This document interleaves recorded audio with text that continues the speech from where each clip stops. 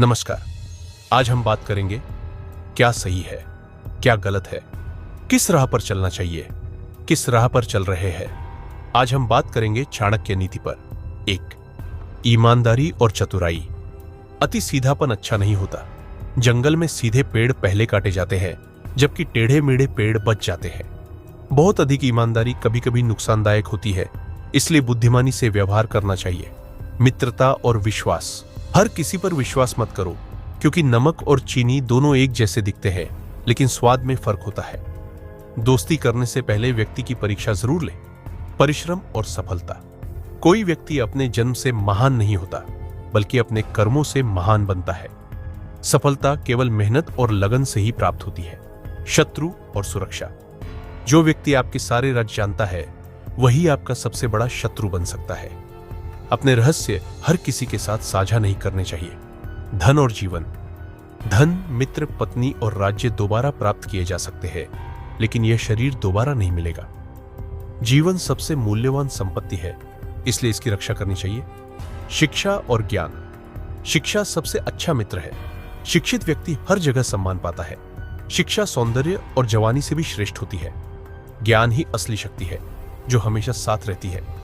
चाणक्य नीति हमें जीवन को समझने और सफलता पाने के लिए मार्गदर्शन देती है। क्या आप किसी विशेष विषय पर चाणक्य नीति की सीख चाहते हैं? 7वीं स्त्रियों की बुद्धिमत्ता पर विचार। चाणक्य ने कहा है कि महिलाएं स्वाभाविक रूप से पुरुषों से अधिक बुद्धिमान और दूरदर्शी होती है। वे संकट को पहले भांप सकती है और परिस्थितियों के अनुसार खुद को ढालने में सक्षम होती है। शत्रु को परास्त करने की रणनीति। चाणक्य नीति के अनुसार शत्रु पर सीधा वार करने के बजाय उसे मानसिक और आर्थिक रूप से कमजोर बनाना अधिक प्रभावी होता है। उन्होंने साम दाम दंड भेद की नीति को सफल रणनीति माना। धन का महत्व और उपयोग। वे कहते हैं, धन ही सब कुछ नहीं है, लेकिन यह बहुत कुछ कर सकता है। उनका मानना था कि धन को सही ढंग से अर्जित और व्यय किया जाए, अन्यथा यह व्यक्ति को नष्ट भी कर सकता है। स्वास्थ्य को सबसे बड़ा धन बताया।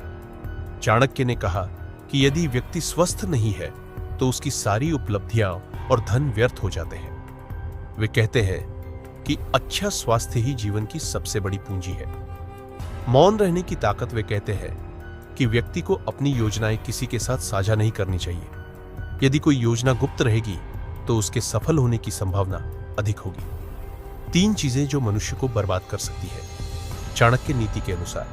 आलस्य, अधिक मोह और बिना सोचे समझे दूसरों पर भरोसा करना। ये 3 चीजें व्यक्ति को नष्ट कर सकती हैं। मित्र चुनने की सावधानी। चाणक्य ने कहा कि सच्चे मित्र की पहचान विपत्ति के समय होती है।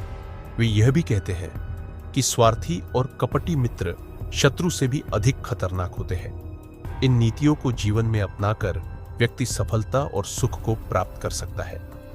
चाणक्य की नीतियां आज भी उतनी ही प्रभावी और प्रासंगिक है जितनी प्राचीन काल में थी।